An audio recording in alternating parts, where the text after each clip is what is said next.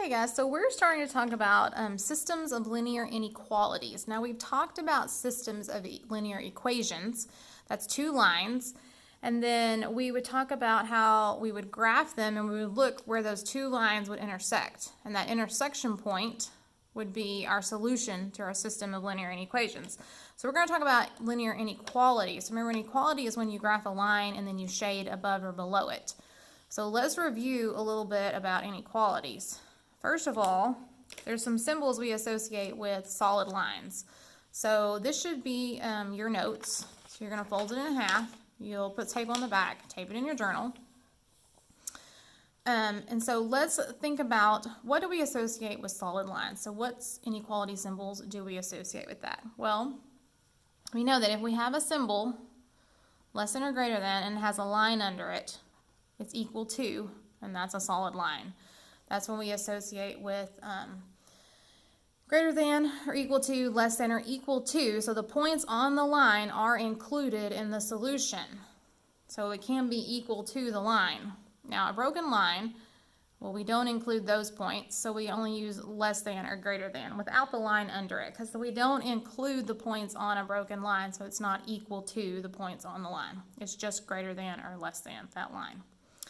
And then when we think about shading above or below, well, I naturally think above, I think greater than, right? I don't think above and think less. I think above, greater.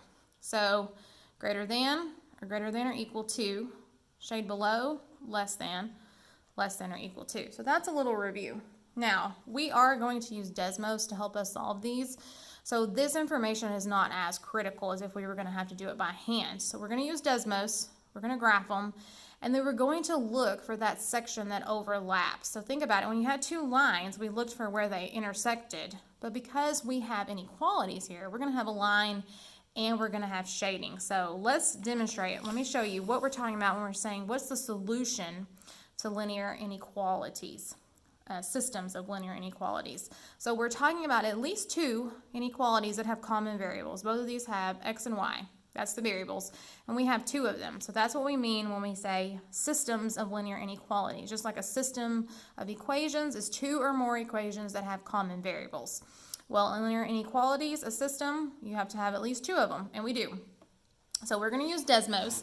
So this is going to be kind of hard for me to do, but I'm going to try to bring Desmos over. So I'm going to look at this very first one right here. And I'm going to type this one in Desmos. So when you're trying to type these in Desmos and then put them on your paper, you're going to want to do them one at a time. Don't try to graph both of them at the same time in Desmos and then transfer that to your paper. So do one at a time.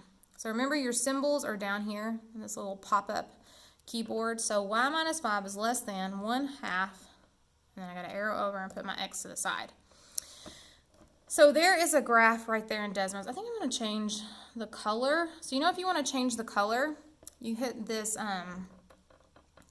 this gear right here, and then you can go over and you can click on that circle, and you can make it like any color you want. I think I'm going to do this one in, I don't know, orange maybe. We'll go with orange. Okay, so there it is. There's my line. So I need two good points if I'm going to put this on my paper.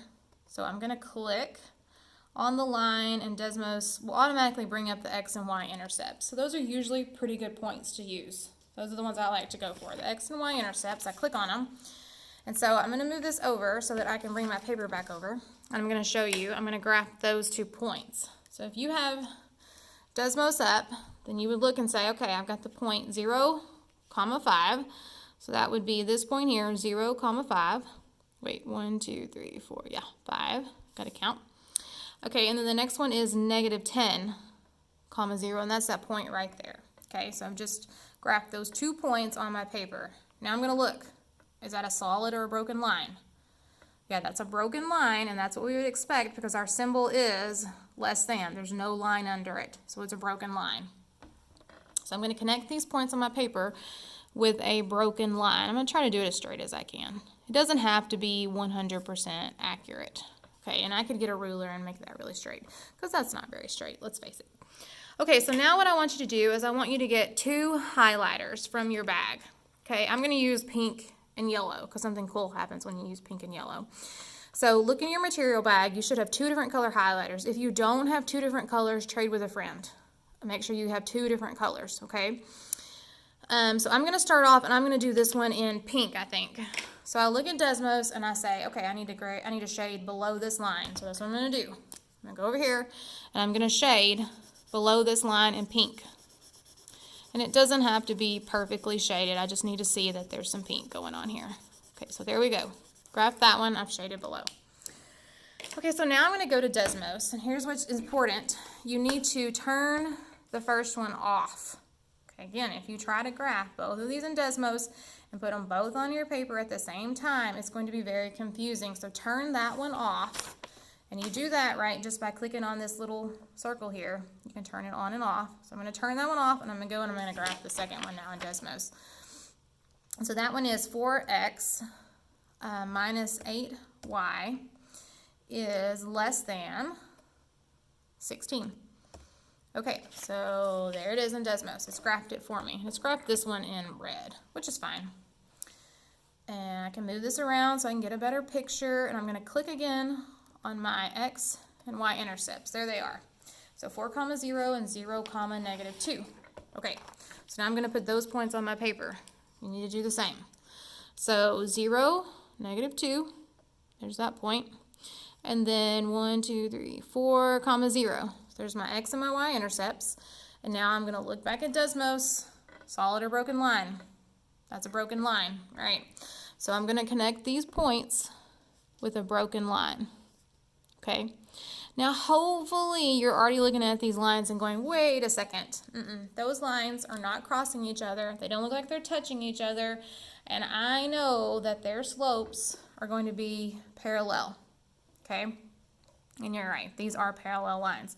So if we were talking about equations at this point, if we didn't have the shading, if we just had 2 solid lines here and we were just talking about equations, we would go, there's no solution to this, right? Those lines don't cross each other, they don't touch, they don't have a point in common. There's no point that's a solution to both lines. So there's no solution. But we're not talking about equations here anymore. We're talking about inequalities. So remember, there's 2 pieces. There's the line, it can be broken or dashed, and there's shading. So now we need to go back and we need to shade this second line. Okay, so notice this one is shaded above. So that's what I'm going to do. I'm going to take my yellow and I'm going to shade above this line right here. So I graphed this second line. I'm going to shade above it. Okay, notice what's happening here. So I'm shading above the entire line. Don't just stop at the other line. You need to shade all the way through. Okay. What do you notice has happened in one area? What happened in this middle section here? If you use pink and yellow, you're going to notice that it's turning orange. That is a section of overlap. That's where the shading overlaps. Let me show you what that looks like in Desmos. So I'm going to go back and I'm going to turn on the first equation, the first inequality that I turned off. And there it is right there. And do you see that section in the middle there that's darker? So here's my orange, which is kind of hard to see on the video. But this is really orange, and this is red. And this section here is kind of dark red. That's what happens. Now I'm going to make, like I can change the colors. I think I'm going to take this bottom one that I had over here, and I'm going to make that one, or I'm going to take the top one. Instead of making it orange, I'm going to change it to blue. Then you can really see what's happening here, okay? So here was the first one we graphed, the bottom one, and here was the second one. This line up, this line down. Notice there is some overlap. So there are points that are in common. So if I had a point that was anywhere in here in this blue section, this line down, it would be a solution for this first inequality that we graphed. If I had any points up here in this red section, pink section, well, those are points that are solutions for this second inequality. But if I have any points that are in both the red and the blue section, that's this section here, they're going to be solutions for both of these inequalities at the same time. Therefore, they are solutions to the system of inequalities, right? That's what we're looking for when we're talking about solutions to systems. It's points that satisfy both inequalities or equations at the same time. So there's a whole bunch of them in this overlap section here. So any points in the overlap section are solutions to systems of linear inequalities, okay? So the question we have here on our paper is -2, -3 a solution. So let's go back here. I'm going to type it in Desmos and I'm going to see. So -2, -3. Whoops. Now, it should have graphed that point for us. Do you see it? It's blue, but you can clearly see it right here. So here's that point. The question is that a solution to this system that we've graphed? Well, it's on what type of line? It's a broken line. So are points that are on broken lines included? Nope, they're not. If this point was just a little bit farther up, or if this was a solid line, then it would be included, but it's not, because it's on the broken line and we can't include points on a broken line. So the answer to this question is no. This point is not a solution. No. Okay, so I want to look at one more together so we can really understand what's happening here. So I'm going to graph both of these in Desmos, and then we're going to look and see if that point is a solution. Okay, so I'm going to bring it over, and I'm going to say y minus 3x is greater than 2. And I think I graphed that wrong. Desmos does not like capital letters, and I have my caps lock on. So I am going to take that off. There we go. Now it's graphing it for me. Yeah, Desmos doesn't like capital letters, so you're going to have to turn those off. Make sure your caps lock isn't on. Okay, so here's my 2 points. So one of them is 0, 2. So I'm going to graph that one on my paper right here. 0, 2 is up here. And then my other point was -0.667, 0. Now that is a decimal, but I can still use that point. So let's think about this. -0.667. Well, it's not quite at 1, but it's a little bit more than halfway, right? So I shouldn't go to 0.5, because that's only halfway. It's a little bit more than that. So I'm going to put it kind of in between 0.5 and -1. So about right there. It doesn't have to be extremely exact. Okay, so now I'm going to connect these points with a broken line. Because I did type my symbol incorrectly. It is less than. There's no line under it. So I know for sure it is a broken line. So I'm going to connect those points with my dashed or broken line. And then I'm going to shade. So I'm going to do pink first again. So this one I need to shade above. Okay. So here we go. Shading in pink above. You should still be using your 2 different colors of highlighters. All right, so I shaded that one above. Now I'm going to do my second inequality in Desmos. So let me go to type my second one. Now remember, I'm going to turn the first one off because it's going to be confusing if you don't turn it off, okay? So my second one is 3y is less than or equal to -2x minus 6. Okay, so there it is right there. Here's a point. Here's a point. I'm going to use those 2 points, my x and my y intercepts, to graph this on my paper here. Okay, so back over to the paper. So I've got the point -3, 0, so that's right there. And then 0, -2, that's the point right there. Now, what kind of line is this, solid or broken? Yeah, that's a solid line. So both inequalities do not have to have the same symbol. You can have a broken and a solid line. So that's good to notice. So I'm going to connect these. I'm going to try to do it straight. There we go. It'll work. Okay, so now I need to look and say, well, I'm going to shade this line below. So now I'm going to go back and get my yellow highlighter, a different color, and I'm going to shade everything below this line. I'm not just going to shade this one piece. I want to shade the whole thing, all this area here.